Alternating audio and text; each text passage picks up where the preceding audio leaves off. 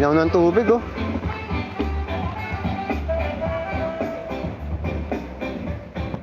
Swimming falls. Wow. So ito yung Angelan Carreta Falls na matatagpuan dito sa DRT Bulacan. So pwede nyo to i-search sa kanilang Facebook page para sa inquiries nyo. So maganda dito, may falls. Tapos yan, ang linaw ng tubig. Ganda pumunta sa mga panahon na to na tag-ulan. And develop na rin yung kanilang mga amenities, no?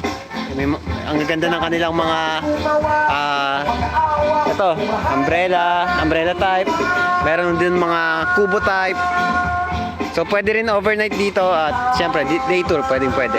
And then may pool doon. So mamaya tingnan natin yung pool. Sobrang mare-refresh kayo dito mga idol. Napakalinis ng tubig at malamig. Tara.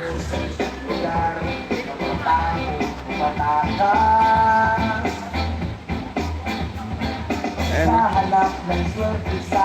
let's go.